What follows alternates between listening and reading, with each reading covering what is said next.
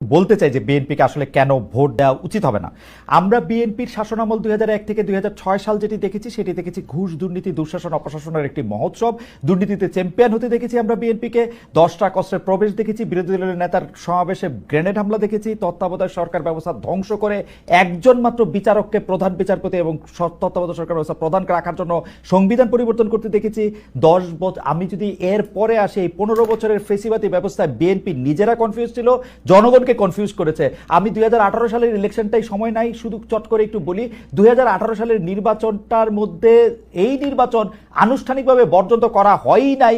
সেই নির্বাচনে কারচুপি সম্পূর্ণভাবে নিশ্চিত হওয়ার পর বিএনপি তার সংসদ সদস্য 6 জন বা 5 জনকে শপথ নিতে পাঠিয়েছে এবং মহিলা সদস্য আসলে কোটাটাও নিয়েছে। তারেক সাহেবের কথা যদি বলি, আমরা দেখেছি তারেক সাহেব এই সময়ের মধ্যে সবচেয়ে ভালো ভালো কথাগুলি বলতেছেন, সে কথা সত্য, কিন্তু তার কথা যে কেউ শুনতেছেন না সেটি হচ্ছে যে তারেক সাহেবের দলের লোকেরাই তার কথা শুনতেছেন না। সেই জন্য চাঁদাবাজির থেকে শুরু করে বিভিন্ন সন্ত্রাস থানাঘেরাও এগুলি কিন্তু চলতেছে এবং তারেক সাহেবকেই বারবার বলতে হচ্ছে এই নির্বাচন খুব কঠিন হবে এবং এই তৃণমূল কিন্তু আসলে বিএনপির কেন্দ্রীভূত না। এই হচ্ছে আমার মানে 1 মিনিটে ঊর্ধ্বশ্বাসে আমি শতভাগ একমত যে বাংলাদেশে যতগুলি জায়গায় মামলা বাণিজ্য হচ্ছে তার সিংহভাগ করতেছে হচ্ছে বিএনপি।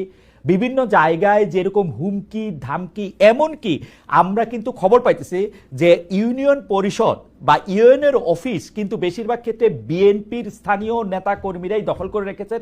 কোনো একটি জায়গায় যদি কাউকে কোনো সরকারি কাজের মধ্যে সম্পৃক্ত না করা হয়, কাউ বলতে বিএনপির কাউকে যদি সম্পৃক্ত না করা হয়, সেই কাজ করাই মুশকিল হয়ে গেছে এখন।